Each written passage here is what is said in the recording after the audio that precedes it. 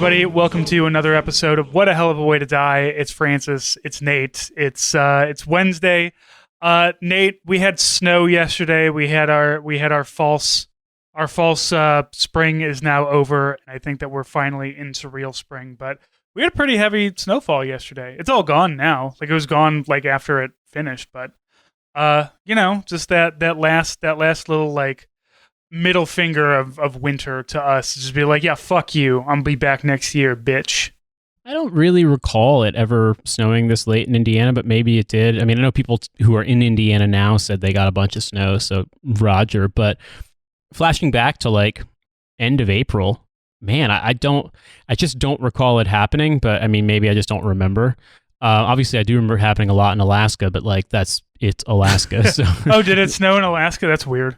Who would have thought that it snows in Alaska? Yeah, like I was saying earlier, I think here in London, we got 3 or 4 days of snow, and in one instance, it did actually stick pretty decently, and in the shade, at least, it stuck around, for a couple of weeks, or at least a week or so. But I remember it snowing way more in Germany, where I lived as a kid.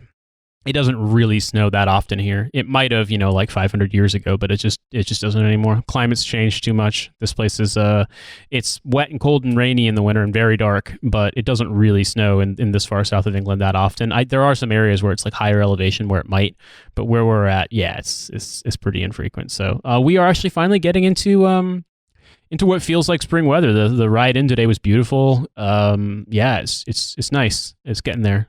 May is normally pretty nice, but I still live in England, but the weather will be nicer. The crush of winter goes away, and then suddenly it's sunny until 10 o'clock. Like, you have all the trappings of being like a Nordic country without having like all the nice parts of the Nordic country, but all the racism of Nordic countries. Like, we're still going to put like, immigrants on islands out in the middle of the ocean, but also we're not going to do anything for new and expectant mothers. That's the British promise. The British promise is basically we did social democracy kind of 70 years ago, and we're going to completely dismantle it. The purpose of the government is to sell everything the government owns to the private sector at like pennies on the pound. And if you don't like it, then it's loony left student politics. Yeah, it sucks. We're recording right now. It's about 7 p.m. and it's still quite bright out. Like, the sun's up and everything like that. Obviously, with daylight savings time and stuff, or doing spring forward, it's pushed things a little bit. But it is kind of weird that it's the end of April and the sun is bright, setting but bright at 7 p.m. Whereas, yeah, in December, it would have been dark for more than 3 hours by now. So that's just the world we live in. But I was in the studio on Monday working, and I realized I'd forgotten my bike lights. And I was like, fuck, this is going to be really bad. And Riley was in, and he lent me an extra pair of his, so I had to go get batteries for it. And it was all good. But then I realized when I got home that I had forgotten something of critical importance, my vape. And so I was in a tolerance break for nicotine, an unexpected tolerance break for a little over 36 hours.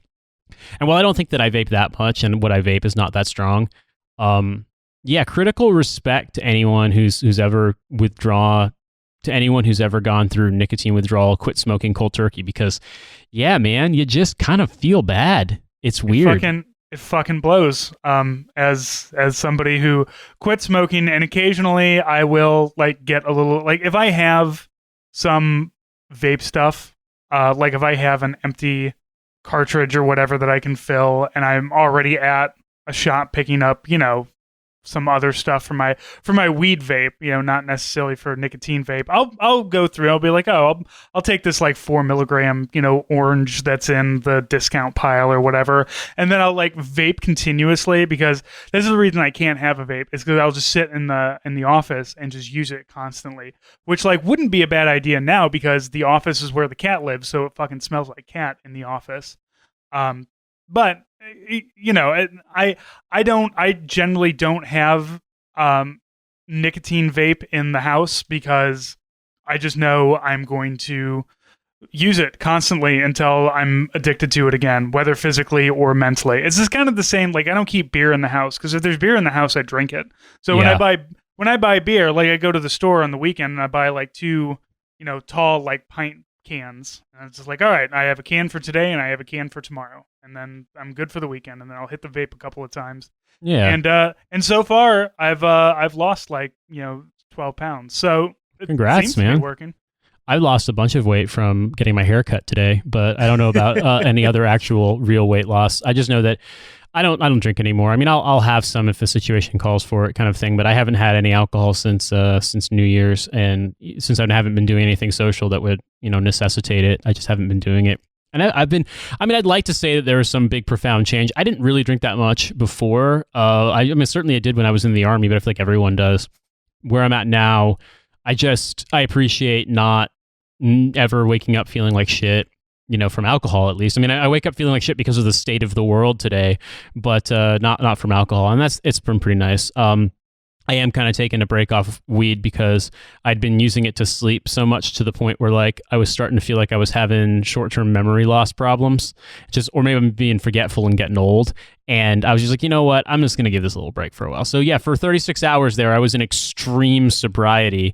Now I'm at least back on a little bit of nicotine, and I never gave up caffeine, but I was laughing about the idea of somebody who's like really into one of those like 100-day, move to Bali juice cleanse things. Like I took off 100 days from alcohol and caffeine and cannabis and sugar and like every possible thing you could possibly have. Is like, to prepare myself for this goal, I'm going to smoke DMT and I'm going to trip balls. That would be fucking hilarious. Like somebody who goes into like one of those extreme health nut things, but because they want to huff NOS really, really hard once they've hit the 100-day mark. That's basically how William Faulkner wrote his books. But you know what? I wouldn't recommend it.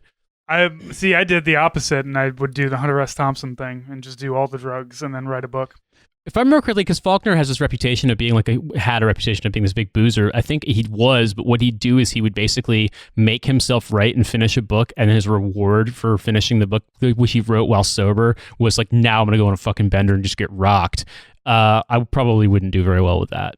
I keep thinking about doing a sobriety thing, and it just, I don't know, it just doesn't sound fun to me to like, I'm not stoned all the time. I'm not like smoking, hitting the vape constantly all day. Like I do my job normally. I get off work and I walk the dog and I hit the vape once or twice. And then after the kid goes to bed, maybe I'll hit it a couple more times and then go to sleep. Like I'm actually using it for medicinal purposes, but also I just like that I'm kind of stoned. And I think a big thing too is I have a sativa now instead of a blend or an indica, and I was like, and I can actually operate on sativa. I don't want to melt into the floor or anything. So it's like, oh, this is cool. I can just smoke this and be relaxed and not be, freaking out about the state of the world on a regular basis. I can play, some Trolls World Tour Monopoly Junior with my daughter, and then I can watch some TV with the wife afterwards and get, still get all my stuff done and everything. Coming off of us just having done Midwestology, which we released on the Trash Teacher Patreon, I was going to say, like, I was thinking about this recently, that, one of the things that growing up, if you grow up like a typical Midwesterner, I imagine it must be kind of hard, and I'm wondering like your experience, because mine has been this way, where you kind of have to relearn how to consume anything responsibly, because like growing up, it was so much excess all the time that like just the concept of using weed, but not to get fucking, balls high or whatever, just like completely baked, but just using it for, like you said, like a slight relaxation edge. I mean, for me, I don't mess with sativas because I find that like, that's just not the energy that I need. I think indica is good for me to just sleep. But I don't use that much. And like I said, I'm not using alcohol at all right now. And it's fine. Like my life's good, like things are going well, making progress in things, I'm cycling three times a week at least, if not more than that. Sleeping better, all this stuff. And it's like, I would like to be able to, consume stuff more perhaps, but I feel like alcohol makes me feel like shit. And even now on a much more restricted tolerance and B just like amount that I let myself consume, I still feel an urge to keep drinking. You know what I mean? And I'm not like, oh, I'm an alcoholic. Anyone who uses alcohol is an alcoholic. But like, look, when I was 18, I wasn't drinking because I liked the taste. I was drinking to get fucked up, and like I drank that way for a solid decade plus. And like, on a long enough timeline, you start to notice patterns of behavior, and we on this podcast are all about breaking out of negative patterns of behavior. But we want to talk about a different pattern of behavior, and that is the American carceral state and police impunity and the complete dog shit that is cops around the world, but for the purposes of this episode, specifically in America. Yeah, cops continue to suck ass. What do you do with a situation like this? There is no real reform. It's just like, the things that they want to do in the army, right? They want to reform things so that, people aren't doing sexual assaults and sexual harassment and whatnot. But like you just got to throw the whole thing away and rebuild it. Like you can't, the police and the army revolves and is actually strengthened by being massive dickheads to people who aren't them. That's just the way that they work. There is no like, I'm going to become a cop and I really want to protect and serve the peace. Like, I feel like cops now, and same thing with people who join the army, like, maybe people who join the army, there is always going to be that group of just like, well, what the fuck else am I going to do? Which, fair enough. I can't fault you for that, but I feel like the people who join for patriotic reasons, much like the people who become cops, like there's a specific thing. It's not I want to protect the Constitution. It's not I want to uphold the law and protect people. It's, it's the sheepdog mentality, right? That like, I have to be there. I have to be the protector and I have to be ready to kill people because there's two types of people. There's either sheep or there's like defenseless sheep, or there's these hungry wolves that will devour them. And it's like, you guys don't understand. You're just wolves with a sheepdog thing on and you're barking at the other wolves so that you can fucking take advantage of the sheep, or you can just kill the sheep and just call it a day. The sheepdog metaphor thing has always been very confusing to me, but long story short, cops at this point in time really feel like they're kind of at war with the population. Yeah, I think cops think of anyone who isn't a cop as weak, unrespectable, undeserving of any kind of consideration besides contempt. And basically the sheepdog thing to me is just like, what if you took the big dogs t-shirts from the 90s but made them fascist? Which in a way kind of tracks with the rest of America, sliding towards being militarized and fascist. But yeah, I've wondered about that a bit too, the mentality of the people who join, and the fact that there was a story a few years back about a guy who became a cop. I want to say West Virginia, who had been in the army. And he didn't shoot a guy, but rather disarmed him in a situation, non-lethally, not even using a taser. I think he might have just like either talked the guy down or fucking wrestled the gun out of his hand or something along those lines. Anyway, because he didn't use deadly force, he was fired from his job. And I imagine like just what that mentality must be like if you come into it thinking that it's going to be, that you're like, yeah, I'm gonna change it from the inside. And it's like, no, we'll literally fire you if you're not a fascist murderer. Because that's the whole reason the system exists. It's to protect capital. It's to basically make it so that the inequality that exists in our society can be allowed to exist without people fighting back against it. And in the context of the United States and in the context of the Americas, it's also about enforcing racial on top of economic hierarchy. And it fucking sucks. And, I haven't read enough of the actual material to talk about police abolition without just like shooting from the hip and being a dumbass. So I won't. I know that what I've heard of it sounds great and I'm all for it. I certainly am all for divesting basically so much of the police department's budgets into actual social services and things that help people to the point where the cops basically don't exist anymore. To me, I want to Grover Norquist the cops.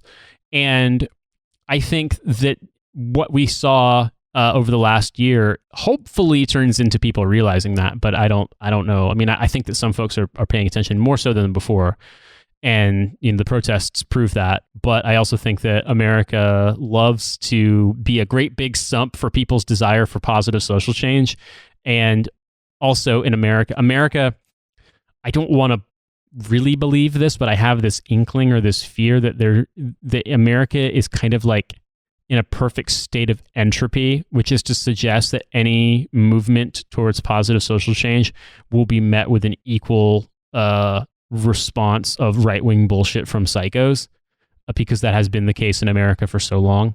Right. I mean, but at least, we do see that it takes a while. It's always a like 2 steps forward, 1 step back kind of thing. Like the push that we see against, transgender people and transgender children from the GOP in various states of, restricting healthcare, health access to transgender kids, or to say that, like, if that you have to report your child for not, having gender conformity. Like, these are all things that, that were being dealt with. This was all happening a lot during the gay and lesbian activism, decades ago as well. So yeah. And I wouldn't say that I would be remiss to not mention the fact that trans people were at the forefront of that too. It's just that Absolutely. We have gotten better as a society, certainly not in terms of governance, but we have gotten better as a society of acknowledging specifically trans issues, and the fact that, people's gender identity isn't something that, like, they receive in the fucking selective service mail when they're 18. Like, it's a thing that most people know or instinctively feel from when they're very young. And so, the idea of providing trans care to trans children is, a thing that people talk about now that wouldn't have been talked about even when we were kids. And like I said, I mean, I think that, the possibility exists for change, and there's a lot of positive signs in America, but then there's also the chud factor. And I think it would be useful for us to talk a little bit about the chud factor right now with regard to Derek Chauvin being convicted of all 3 counts that he was charged with in the death of George Floyd in Minneapolis. He is potentially, from what I understand of it, facing something along the lines of up to 40 years in prison. He was not acquitted on any of the charges. And I think that this is, I want to say I read something in the news today that it was fewer than 20 cops have been convicted for murder of unarmed people since 2005. And in that same period of time, something like 16,000 people have been killed by the police. Unarmed people have been killed by the police. And there's plenty of situations in which people who were legally armed have also been killed, and illegally possessing a weapon is not a de facto, death sentence either. But in these incredibly egregious cases of police abusing their power, there's very few convictions. This is the first one in a long time. And, if you've been paying attention, even if you've only been paying attention, say, since Michael Brown was killed and the Ferguson protests took place in 2014, you've seen it over and over and over again, that it's incredibly hard to secure a conviction. Juries love cops. Prosecutors select juries, or rather, the way that the voir dire process works for selecting jurors favors people who love cops. In the case of Walter Scott's murder, Michael Slager had to have a second trial because one of the jurors refused to convict. And the only reason why that cop went to prison was because he was caught on video lying and falsifying the scene. He took his taser out of its holster and threw it onto the body of the guy he had shot, who was running away, and claimed that he had pulled it. And much like the George Floyd murder, in which the cops put out a statement saying that he had just a suspect in custody had had a medical incident and died, and it wasn't until video came out that the cracks in that lie began to emerge, and the chuds denied it then, and now they're saying the justice system is too woke or some bullshit, because they're chuds. That's their job, is to stoke white grievance, and particularly white boomer grievance. But I will say the chuds weren't like that before. At the beginning, when those videos first came out of Derek Chauvin killing George Floyd, there was a lot of the chuds saying, okay, look, I don't agree that there's a problem with the cops, but I do agree that there's a problem there. That shouldn't have happened. And then as the trial goes on, and as people keep talking about, racial disparity and how the cops are, doing these things, suddenly, you have the Matt Walshes of the world saying, like, well, if you look at it, cops have killed, 300 white people, but only 100 black people. So where are the protest for all these white people. And well, wow, black people make up something like 13% of the American population, and yet you're saying that a third of police murders are black people. That's wow. I'm not great at math. In fact, I go so far as to say I suck at math, but that seems pretty damning on its face. And furthermore, like, I don't think it's okay that the cops murder white people either. Like, the fuck is wrong with you?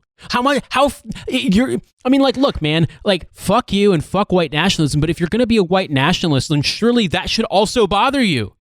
Surely it should bother you the cops are murdering unarmed white people. Are you fucking stupid? And that's the thing that gets me, is that none of this is like, these people are such incredible fucking ball-washing ass bootlickers that they don't even have the self-respect to advocate for people who look like them. They just want to own black people and love the cops so hard that literally, like, they refuse to stand up for themselves or for people that they would notionally support under the bullshit of their completely imaginary fucking white brotherhood, because doing so would require them to say that maybe the cops are wrong. This has always been a confusing place for me as well, because, you know, a lot of these people, the people who are oath keepers, are the ones who would agree with the oath keepers, and the ones who would, you know, stand behind Derek Chauvin are, you know, people who pride themselves on being anti-governmental. I cannot be governed. I own a gun because what if the government comes at me? And it's like, literally, you're watching the government come at people. And like, I can't defend myself against a cop. If a cop tells me to do a thing and I don't do it, I'm fucked. Like, there's no, like, I'm a straight white landowning male, so I will probably get away with it a little bit more. But in general, though, if a cop rolls up on me and tells me, like, what am I going to do? Like, I have rights. Well, do my rights matter when I'm in an alleyway behind a Costco or something? Or do those rights matter when there's nobody else there to see? Of course not, because you have cops that are willing to do these things. And I think the biggest problem is that people, the chud factor, the chuds believe that these things would not happen to them because they've got the Make America Great Again hat on, and they love the cops, and they've got the Blue Lives Matter thing. And it's always they'll never come for me, but it's okay that they're coming for you, which is a complete, like, this is... I tell you, Nate. Do you want to hear the thing that really fucking gets me about these worms, these absolute worms, dude? Daniel Shaver. You know that case? I don't. Daniel Shaver was a man in Mesa, Arizona, who was killed by a policeman in a hotel. The cop kept giving him contradictory commands while the guy was on the ground with his hands on his head, pleading for his life, saying, please don't kill me. And the cop was just telling him, like, get up, get down, put your hands up, put your hands down, just toying with him, and then immediately opened fire on him with an AR-15 that had been customized to have fucking, and I'm not joking, it had "you're fucked" engraved into the inside of the dust cover. I do remember that. And he was white, cop was white, cop was charged, was acquitted, sued the police department, got a fucking pension, a public safety officer's pension, to the tune of something like $2,000 or $2,500 a month. So he's living high on the fucking hog while able to work because he claims he's got PTSD for murdering this guy. Mm-hmm. He's a fucking pig. And what he did was what these guys want to do. They get off on tormenting people and harming them. And like I said, Daniel Shaver was white. The cop who killed him was white. Surely, if you've seen that video, and I don't fucking recommend watching it because it's really traumatizing, but if you watch that video, there is no way you can come away from that thinking you are being protected by people like that. These people are fucking murderers. They're animals. And the system protected him. It protected him. He did not go to prison. He gets money for the rest of his life just for fucking breathing because of what he did to that guy. And the guy did nothing wrong. The cop killed him and got away with it. He was white. You know what? So even if you are a fucking racist, which if you are, put a surely you can see that unless you are so fucking beholden to worshiping white supremacy and the enforcers of white, unless you yourself can see that the cops exist just to enforce white supremacy, and thereby your argument becomes, well, it's okay if a few of the brotherhood get murdered here and there. That's enough. That's okay. I'm willing to pay that price because I want to live in a white supremacist ethno state. And so, like, if a few of us get murdered, that's all right. That's just keeping the wheels greased. Yeah, pretty much. I mean, it was a very jarring thing for me to realize, like, during this entire pandemic. And it's one of those things that's always been kind of in the back of my head, but you don't really talk about it very much, and you don't express it because it's too horrifying of a thought. But it's again, as a straight white male, like, it's just never something that was ever at the forefront of my mind, because I'm not like actively hated by a large population of this country. But just the fact that, like, I could die and nobody would give a fuck. Like, you'd care, some followers would care, my wife and kid, obviously, my parents, but like, on the grand scheme of things, like, the government doesn't give a shit if I die of COVID. Like, I could get COVID all day long and die. They don't give a fuck. I better pay my fucking hospital bills. That's all that matters to them, because you can't discharge medical debt with bankruptcy.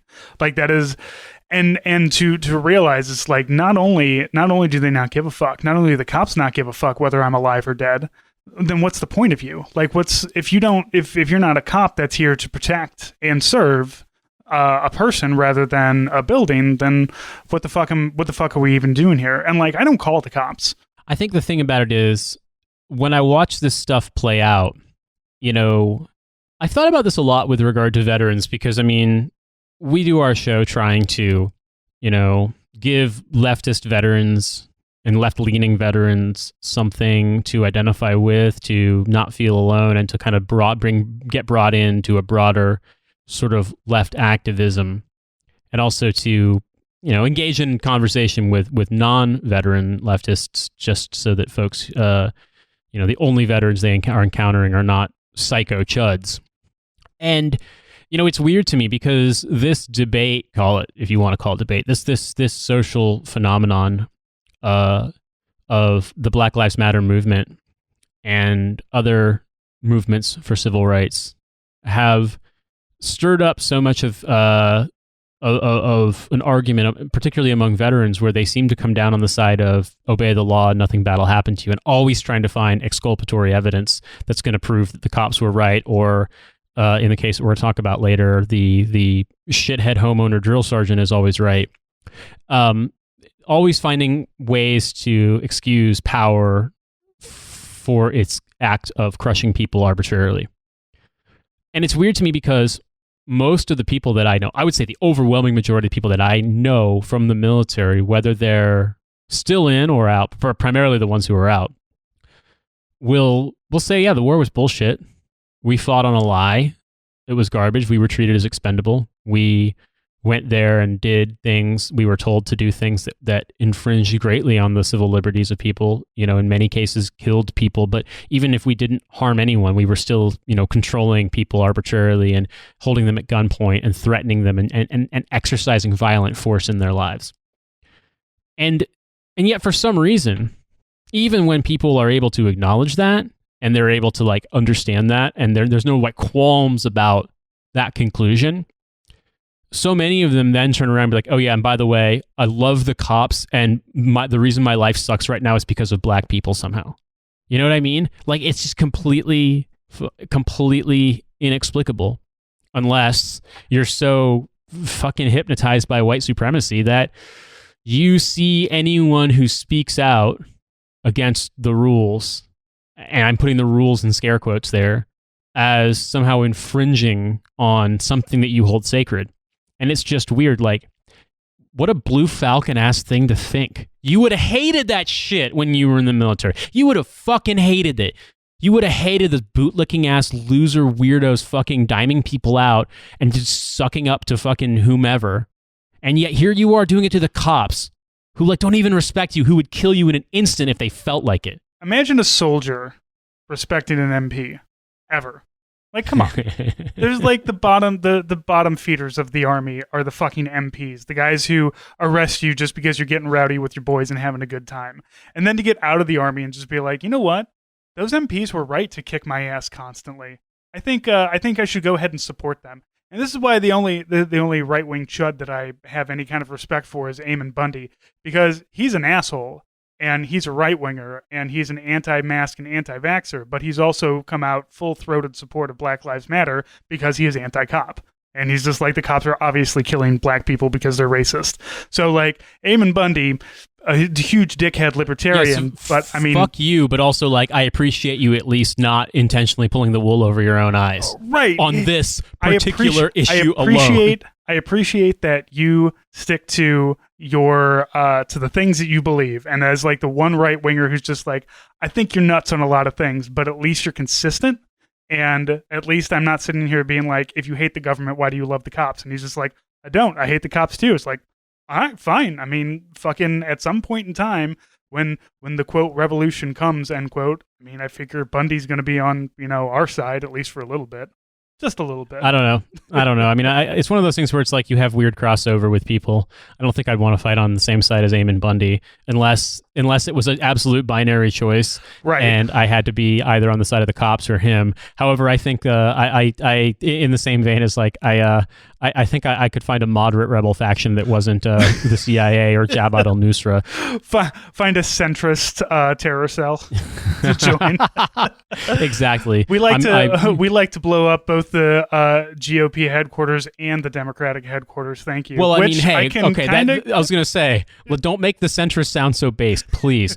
But yeah, I mean, I was thinking about that too, that it's weird. Sometimes you will find crossover with libertarians who suck on most things, but do actually have some pretty good points. I had a coworker who was a libertarian, and I thought he was a fucking dumbass. But, if you really wanted to get him fired up, get him talking about qualified immunity or civil asset forfeiture. Mm-hmm. Those are two things that drove him fucking nuts. Absolutely. Because it's just so arbitrary. Yeah. And arbitrary I had one of and unnecessary and abused constantly. And like, if you, there is absolutely no reason to support either one of those things for police officers. And yet it's just like, no, the cops should absolutely be able to take your property. Eminent domain itself too. Like, come on. There's so many like, things that the government does that's fucked up, but they do it they're fucked up things they do to poor people. They don't do it to the rich people. So the rich people or the, moderately well-off people can white flight away from the cities and everything and then stand, on the shoulders of racial giants and just be like, oh, well, fuck them. They're not doing the things that they're supposed to do. And, but if any of these things ever happened, if a cop ever hemmed up, somebody who works as like a tax consultant in O'Fallon, Missouri or something, and like made them turn out their pockets and, knocked them around a little bit in an alleyway, there would be a fucking uproar because all of a sudden you realize, oh, it's not just them, it's us too. And the thing about it is that, like, I think the thing about it is because that happens so infrequently to adults in the white flight suburbs, it might happen more often to their kids, but it doesn't happen to them. These people, they sleep soundly at night because it's like, well, the system is operating the way it's supposed to. They're harassing the people that I don't like and that I want away from my property.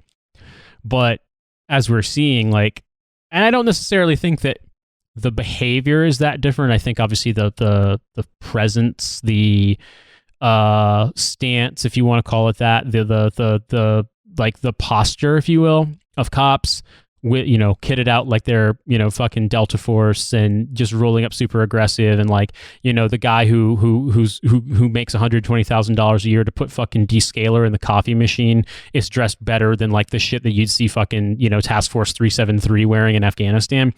That kind of shit.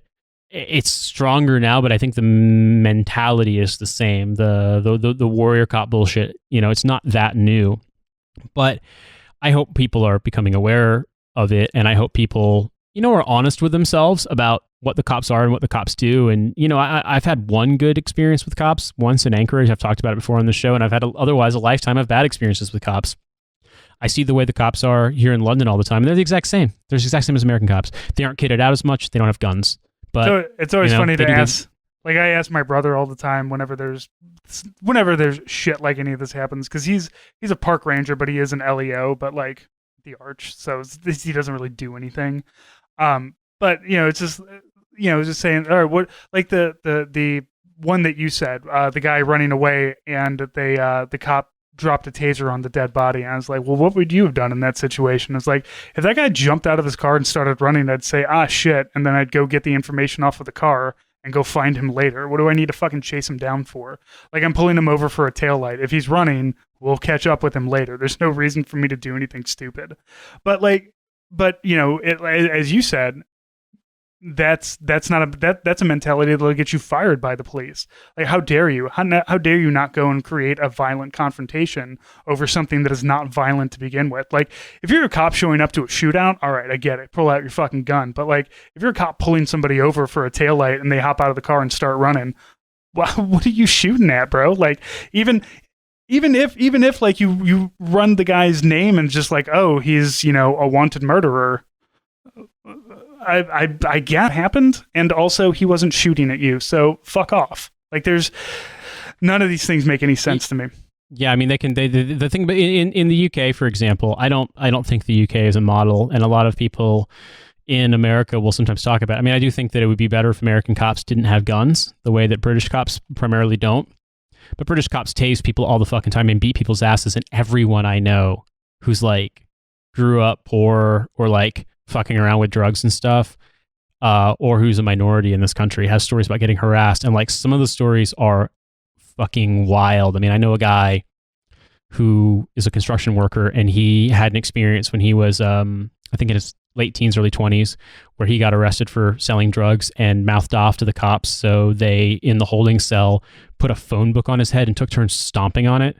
And like, he went having to go to the hospital. They said he'd fallen down the stairs, of course, and like his head was all swollen up like massively beyond its normal size and shit like that. And that's the kind of thing that the Met Police were known for, and still are known for in a lot of ways. I don't think the British police are model, and no one should ever think that. Other than beat cops, any kind of beat security, however we're formulating that, should not be armed. And in the UK, the way it works is they have an armed response unit that comes out if there's a threat that necessitates it. But by and large, cops don't get to make that decision on their own. And once again, let me reiterate, fuck all police. I don't think the British police are a model. Anyone who thinks they are doesn't know what British police are like. I see them harassing black teenagers in my neighborhood all the fucking time. Apparently, you need 18 Met police officers to arrest a 17-year-old black kid, a single one. So whenever people cry about police cuts and police shortages in Britain, it's like, well, you know what? They're all in Peckham apparently arresting teenagers for bullshit. However, I will say that disarming American police is a nice little interim step if we want to talk about interim steps. But I think that cop brain mentality is everywhere. And I think, unfortunately, for us and for our cohort, if you will, of left-leaning or leftist combat veterans or veterans in general, cop brain is also a thing that a lot of military people have. And so for the last 10 minutes before we run the bonus promo, I wanted to talk about a story that was brought to my attention by a friend of the show, Kevin Frint, who I thought did a very good job of explaining it to me, because, I can't be fucked to care about the news basically in America unless it crosses my feed, and this definitely hadn't. But it involved a drill sergeant in South Carolina, basically got arrested for harassing a black kid who was walking on the sidewalk in front of his house. And he shoved him and laid his hands on him and stuff and tried to like physically carry him and throw him off his property, as it were. And now he's been charged with assault and battery. I don't want to link to it. Let's just say, imagine a white drill sergeant with a shaved head screaming in a black kid's face and being a dickhead to him and threatening him and telling him he's in the wrong neighborhood, which apparently this is a neighborhood that kid lives in and that this guy has only lived in for like 8 months. Obviously, the police got involved. They charged him. The DOD is doing an investigation. I think he may have been suspended from his duties as a drill instructor or drill sergeant. But the reason why I bring this story up is because I think that in my reflexive response to the story, this is the exact kind of guy who gets out of the military and becomes a cop. That's exactly what's going to happen. He's going to get drummed out of the army, or he's not going to re-enlist, and he's going to become a cop. Well, he's 42, so chances are really good he's pretty close to retirement anyway. So, yeah. And that's the thing, is that whereas this guy will, in some capacity, be reprimanded by the army for what he did, and that's not to say the army is good. It's not to say the army is good. It's just the army has more discretion and shit like that. The way cop unions work and the police force in general, and the things we talked about earlier in this episode about how if you stray from that, you get kicked out because they're there to be racist and to be white supremacist and to fucking crush anyone they want to, because the point is you are supposed to fear them so that anytime Capitol gives you instructions, you obey, because the cops, if you don't obey, the cops show up and they murder you. That's an oversimplification, but like you get the idea that I'm hinting at here. A better comparison here would be, how does the army respond to misconduct against civilians in countries we occupy? Because that's the role that the cops are playing in America. We don't do shit. I mean, you gotta fucking set yourself up on a Twitch live stream and be like, I'm gonna commit a war crime and murder someone, and it has to be filmed, and even then you might still get acquitted. There's a whole article about the insanity of some of the special forces guys, and I've got a thing set up with the author for that.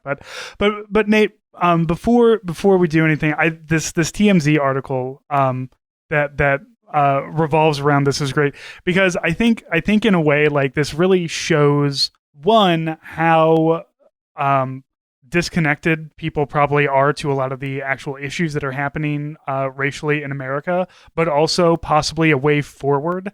And it's in that we're told Sergeant Pentland is the one who was attacking the black teenager. We're told Pentland's neighbors are on edge about crowds spilling over to their yards and ruining the grass. They've been running to the HOA and cops to complain about crowded streets and sidewalks. The vibe is folks are angry because they have to deal with the mess Pentland created. In fact, we're told the sergeant who was arrested for the altercation and subsequently suspended by the army hasn't been back to his home since he's been busted. We've also been told the guy Pentland won after does live in the Summit, which is the area, as he said in the video.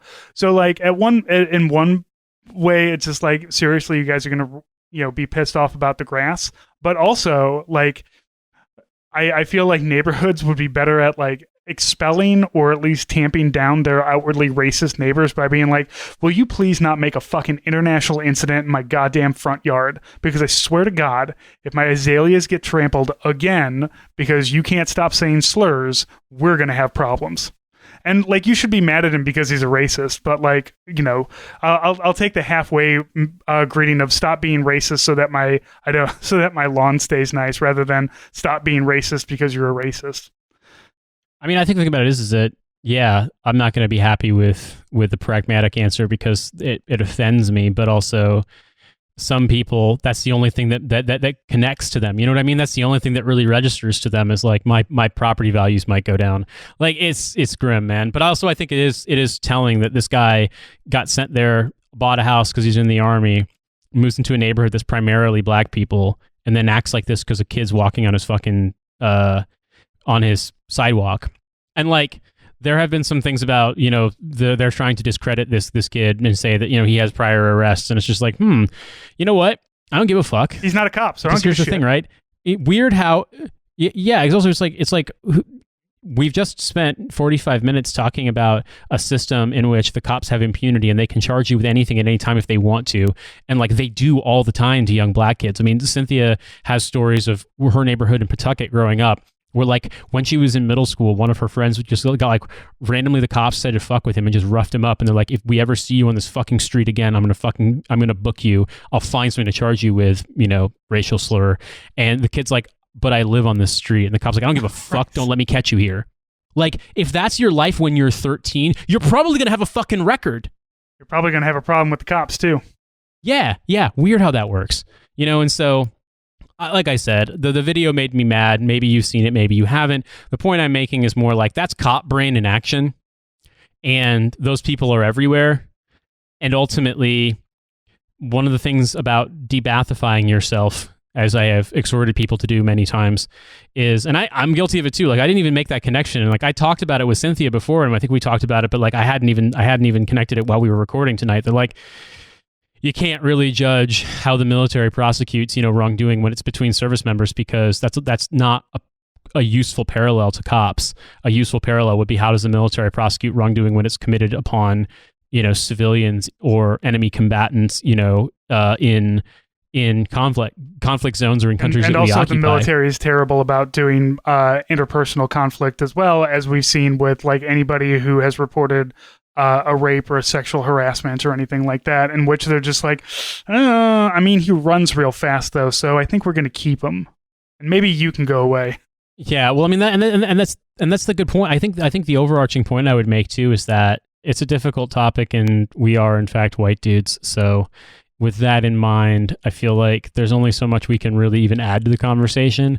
I will leave you on my time worn advice, which is if you're a veteran or a former cop, and if you're a current cop, don't listen to our show, fuck off.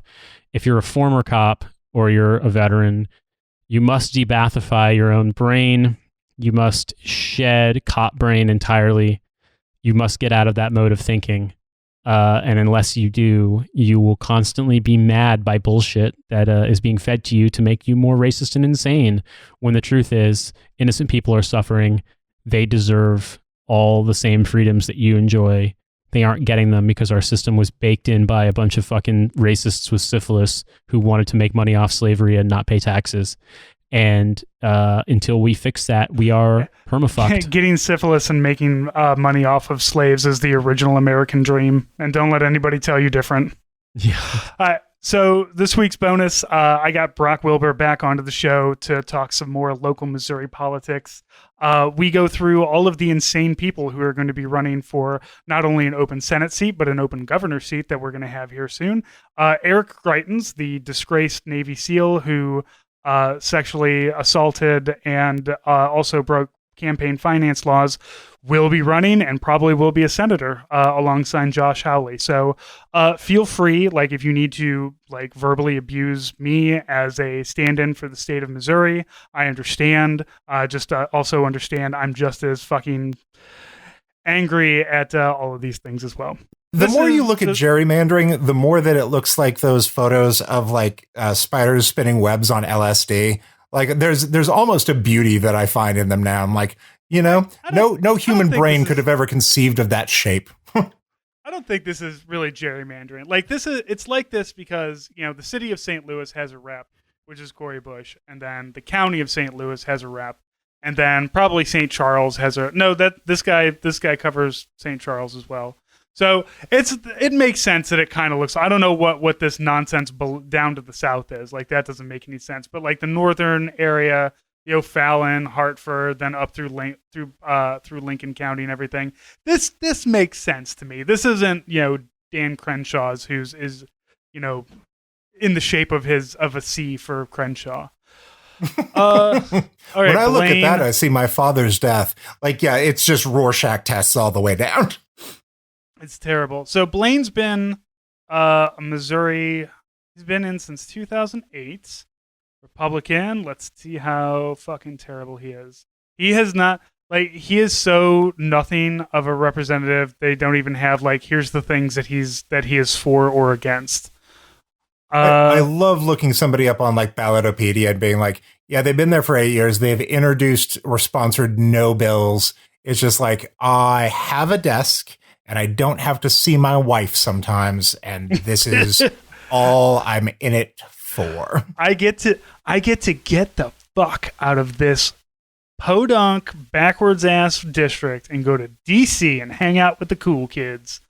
We had a state rep in my hometown growing up, but also, I'm fairly certain that the only reason he kept running was so he could give out pens that had his name on it. Like, he was that level of like fucking nothing nerd, and I think he just like low level merch, like no buttons, nothing cool like you guys make, but he was just like, I just love the people everywhere. They got a little clicky pen, got my name on it. They won't forget about Dan.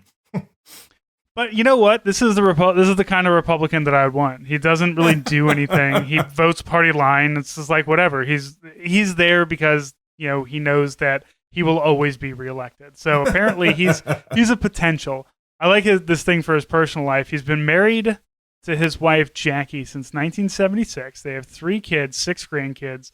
Lutemeyer is a member of the Knights of Columbus, the Eldon Chamber of Commerce, the Farm Bureau, and the National Rifle Association. And he attends St. Lawrence Catholic Church. He is such a Missouri boy, and I kind of love him. I kind of love that all 5 of those organizations are things that I could sign up for tomorrow. Like, there's none of that was like an academic society or something. It's like, hey, you want to join the NRA? I don't know. It's like $25. Like, there, bam, Brock, NRA member. You too can own you too can be on a really irritating email list. I don't know. Maybe the Chamber of Commerce you got to work towards. I don't know what you have to do to become a Knights of Columbus, but I know they're huge here. It's they're because they're Catholic. Okay, that makes sense. Catholic dudes rocking is the Knights of Columbus. All right, Blaine. You're boring and you're not going to do anything, so fuck it. Jason Smith. Oh, this guy. Look at him. The 8th. So this is Boot Heel, Missouri. Down. So well, one guy. I mean, it seems like all of our reps are running. Well, no, whoever represents the top left, and Kansas City and St. Louis. Well, we'll get to that. And Wagner is a potential, but all right. Boot Heel, a lot of southern, southeast. This is where you managed to get your Fauci ouchie. Yeah, I had to go on down. I had to drive down to Jason Smith's place and drive across Boot Heel, not just to, but across. For people outside, which I assume most of you are, as I can continually try to tie in why a lot of this will matter in the national sense that we are talking about local Missouri politics. Our state put in a website to register to get the vaccination, and it was so broken that what it would do is that it would give you a location 3 to 4 hours away from you. And you'd be like, that's it. That's the only thing available. And it would be like, yeah, that's the only thing available. And so you'd sit there and sort of stew and go like, you know what? Fuck it. I want it to be over. I'll do an 8-hour round trip to get the shot. And then when you clicked to accept, they'd say like, oh, that place doesn't have anything. So like it made you go through these several phases of like defeat. And that was all it is for weeks on end. And just, so yeah, when you were like, yeah, I'm headed to the Boot Hills, I'm like, so it let you through on like the 3rd round of sadness. Like that's pretty okay. At least you made it through. It wasn't even that. My wife was, she was in a Facebook group for Missourians looking for the vaccines, and they're like, yeah, all the rural Walmarts have waste, so you can sign up for them. And when we signed up for this one, for the one down in Kennett, when they called to confirm, they're like, do you have anybody else that you can bring down? Bring anybody you can bring. And like while we were in line, there were 2 other people in there from St. Louis who drove fucking down there to get that to get the Pfizer shot. So, or no, we got the Moderna because we're fancy like that. Well, Missouri, we also had somebody, Parsons shipped 2,000 units to a town of 65 people. And then they were like, okay, well, these all go bad within the next couple hours. Like, so they just posted on the town's website, like, hey, can you make it out? And people started rushing from 2-3 hours away to try and get down here before the thing spoiled. Meanwhile, my sister went back to our hometown in the middle of Kansas. And she walked into our Kroger there and they were like, hey, do you want one? And she's like, what? And they're like, yeah, it's just walk up. We just have whatever. So in my hometown in Kansas, they have PS5s just hanging out and walk-in vaccinations. Like they have everything that everyone else wants and they don't care that it's there, which the vaccinations in my parents' hometown got dropped there originally without the town being told that they were coming. So they were like, what's a vaccination site we can use? So they went to our abandoned fucking mall. And my parents and my grandmother got vaccinated in a JC Penney's that hasn't been opened in 7 years. And I was just like, you know what? American capitalism in the Midwest, like it just comes full circle. Like, yeah, I'm in the Sears Automotive Center getting the shot so I don't drown in my own lung fluid. I don't know. This is how it wound up. You know, I really wish I didn't spend so much time reading like fucking weird techno-futuristic dystopia novels because you start to notice it happening and then it's sad. Look, we both listen to Trash Future too much. We're already here. All right, let me tell you about Jason Smith. Jason Smith, great politician. On March 8th, 2017, during a debate about a tanning salon tax under the Affordable Care Act, he wondered aloud, what I found on Google is roughly 80% of whose tax is women. Today is International Women's Day. It's interesting nobody is bringing that up, end quote. He continued, you look at the number 1 cause of cancer, it's the sun. So I've noticed the people over here haven't found too many taxes they dislike, so why have they not proposed a tax on the sun?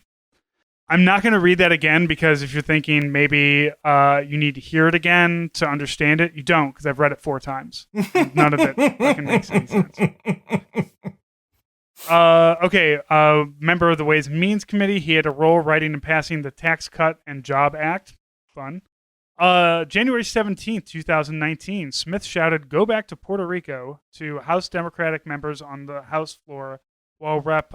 Tony Cardenas, Democrat in California, was presiding. Oh, this guy. Oh, my God, yes. See, and this is it. It's always there. It's always just like, oh, that asshole. It's always He's a guy from that has Missouri. one Shit. fucking footnote in history, and you're like, just for being that. Everyone on this list had one fucking news cycle on a national level. He later clarified and apologized to Cardenas and stated his remark was in reference to a recent trip taken to Puerto Rico by several lawmakers, not to single out anyone's ethnicity. The apology was accepted. That doesn't even make sense.